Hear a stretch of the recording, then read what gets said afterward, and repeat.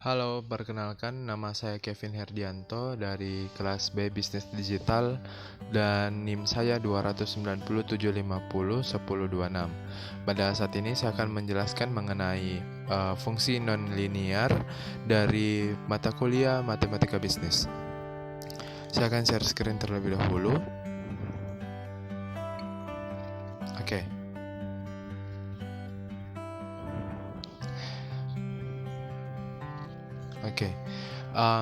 Fungsi nonlinear.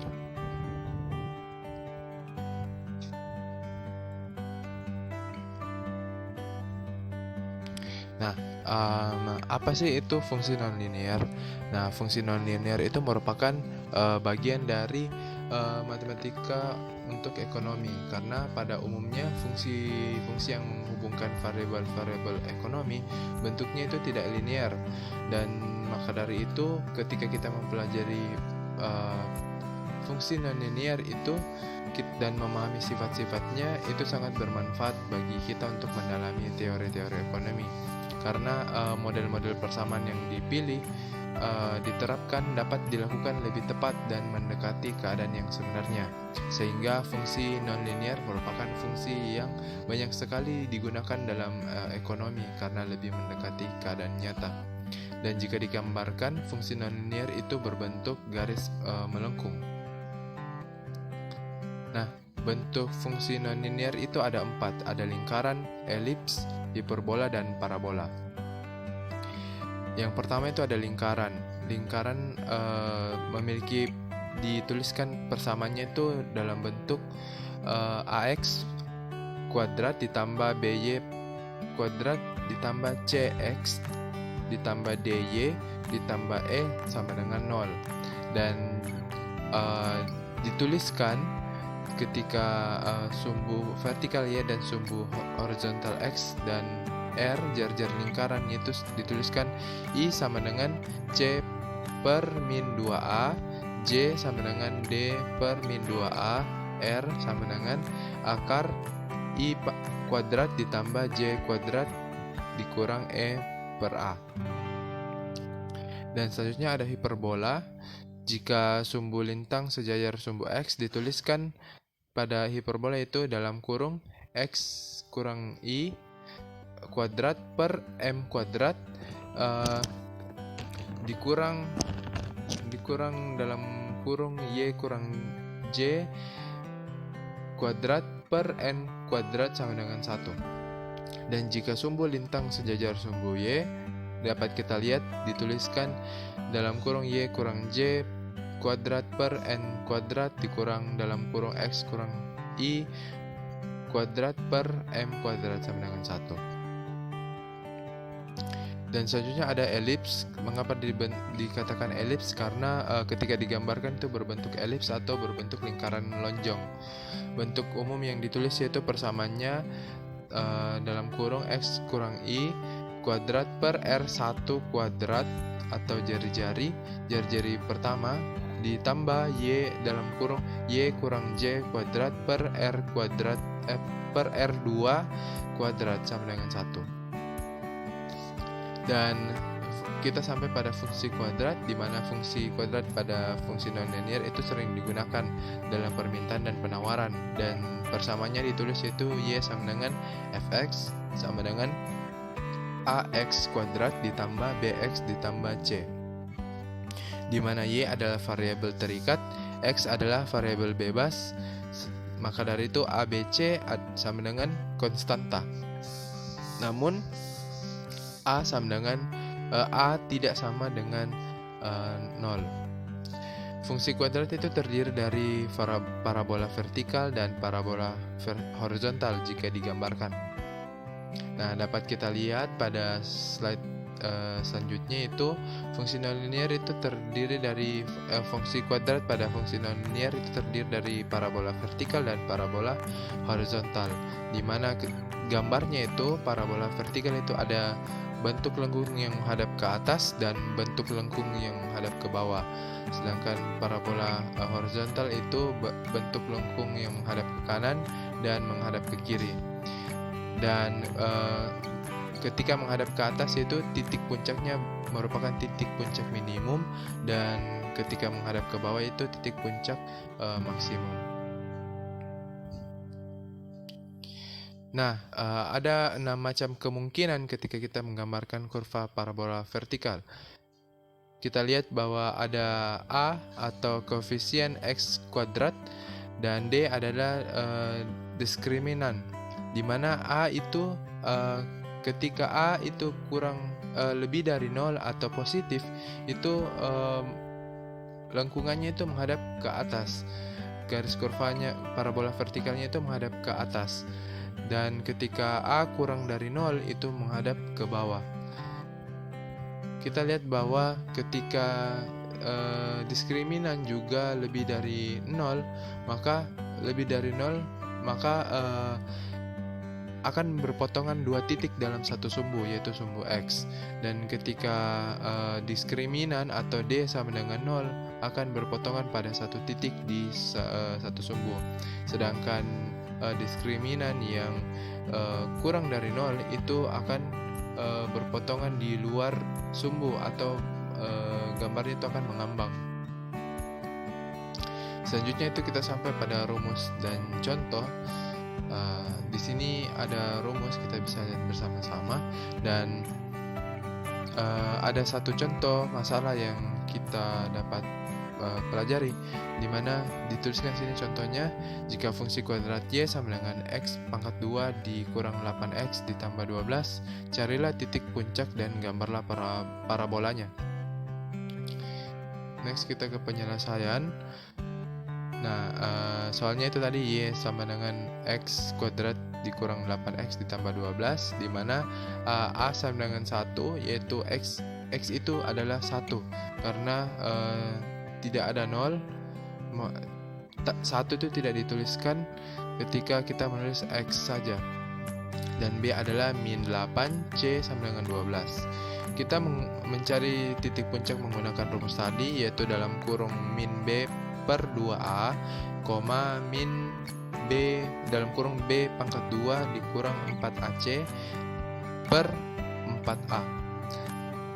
Nah, kita bisa masukkan sesuai kita bagi tadi a sama dengan 1, b sama dengan min 8, c sama dengan 12. Kita masukkan sesuai rumus yang telah kita gunakan, maka didapatkan hasilnya 4, min 4, di mana sumbu x itu 4 dan sumbu y adalah min 4.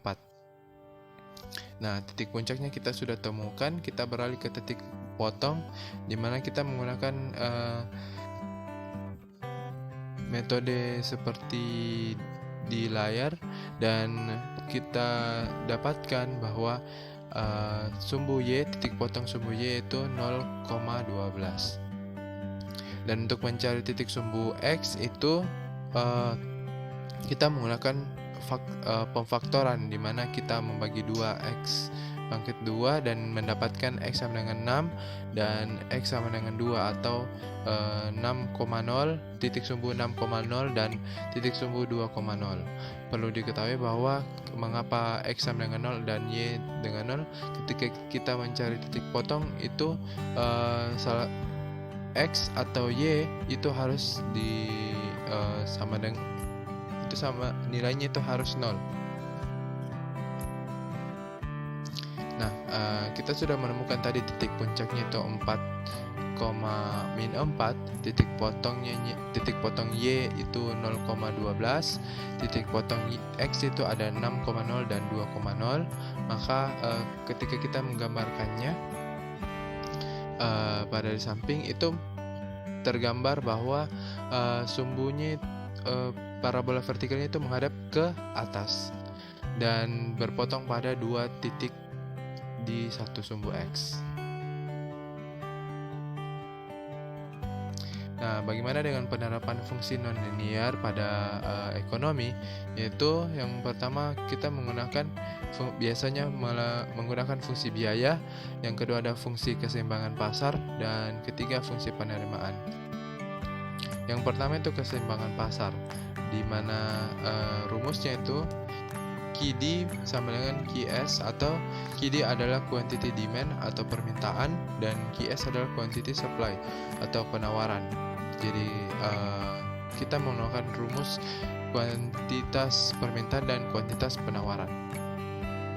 Kita melihat ada contoh soal seperti di atas. Fungsi permintaan akan suatu barang ditunjukkan oleh persamaan QD sama dengan 19 min P2, sedangkan penawaran QS sama dengan min 8 ditambah 2P akar 2 pangkat 2. Yang ditanyakan adalah berapa harga keseimbangan dan jumlah keseimbangan yang tercipta di pasar. Nah, keseimbangan pasarnya itu seperti tadi, kita pakai rumus QD sama dengan QS dan kita masukkan dan didapatkan P2-nya itu 9 dan P sama dengan 3. Disubstitusi ke QD 19P pangkat 2. Kita substitusi, P-nya tadi itu 3 dan kita masukkan 19 kurang 3 pangkat 2 didapatkan 10. PE-nya 3 dan KE-nya adalah 10. Lanjutannya itu, dan lanjutan soalnya itu, jika misalnya terhadap barang yang bersangkutan dikenakan pajak spesifik bersebesar Rp1 per unit, maka persamaan penawaran sesudah pengenaan pajak menjadi, kita substitusi sesuai apa yang kita dapat tadi, dan kita dapatkan keseimbangan pasar yang baru, yaitu tadi PE sama dengan 3,63 dan QI 5,83.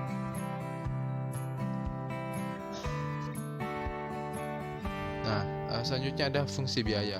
Di sini kita dapat melihat ada rumus-rumus untuk menentukan fungsi biaya. Ada biaya tetap, biaya tetap rata-rata, biaya variabel rata-rata, biaya total, biaya rata-rata, dan biaya marginal. Nah, ini ada contoh soal. Biaya total yang dikeluarkan oleh sebuah perusahaan ditunjukkan oleh persamaan C sama dengan 2 Q pangkat 2 dikurang 24 Q ditambah 102. Pertanyaan yang pertama, pada tingkat produksi berapa unit biaya total ini minimum? Kita lihat pengerjaannya, yaitu C minimum pada Q, rumusnya itu Q sama dengan min B per 2A, maka dimasukkan 24 per 4 sama dengan 6 unit. Pada tingkat produksi berapa biaya total ini minimum? Yaitu pada 6 unit. Dan soal yang kedua itu, hitunglah besarnya biaya total minimum tersebut. Kita kerjakan besarnya C minimum, yaitu rumusnya tadi seperti kita yang di soal tadi, 2Q pangkat 2 sama dengan kurang 24Q ditambah 102, dan kita dapatkan hasilnya 30. Maka besar biaya total minimum tersebut adalah 30.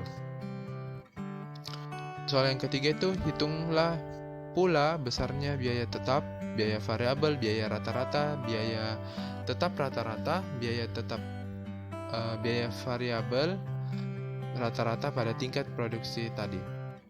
Kita dapatkan biaya tetapnya itu ada 6, atau kuantitasnya itu ada 6, dan biaya variabelnya itu ada 102, biaya rata-ratanya min 72, biaya tetap rata-ratanya itu 5, biaya variabel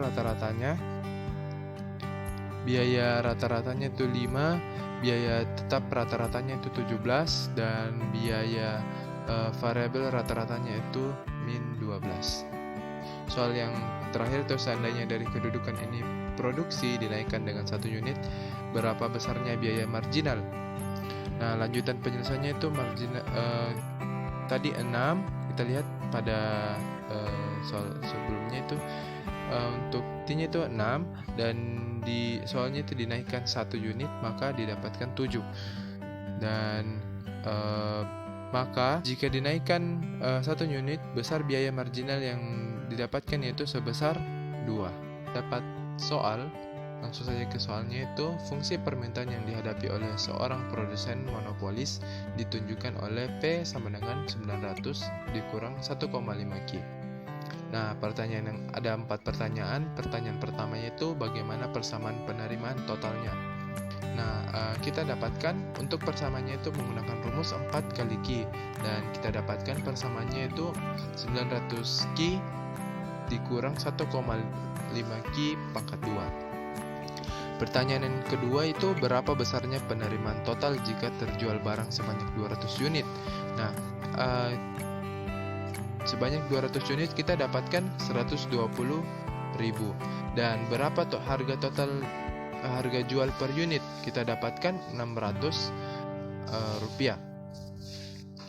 Dan pertanyaan ketiga, hitunglah penerimaan marginal dari penjualan sebanyak 200 unit menjadi 250 unit. Nah, untuk mendapatkan marginal tersebut kita menggunakan rumus MR sama dengan delta R per delta Q. Kita dapatkan 225 unit. Selanjutnya, untuk pertanyaan keempat, tentukan tingkat penjualan yang menghasilkan penerimaan total maksimum dan besarnya penerimaan total maksimum tersebut. Lanjutannya yaitu ini. Kita menggunakan rumus tadi, TR maksimum pada total revenue maksimum pada quantity, yaitu menggunakan rumus Q sama dengan min B per 2A, dan kita dapatkan 300, sehingga besar total revenue maksimum yaitu 135.000. Nah, sekian yang dapat saya jelaskan mengenai fungsi non-linear dan beserta contoh-contoh soal, dan semoga dimengerti. Mohon maaf juga bila ada kesalahan. Terima kasih.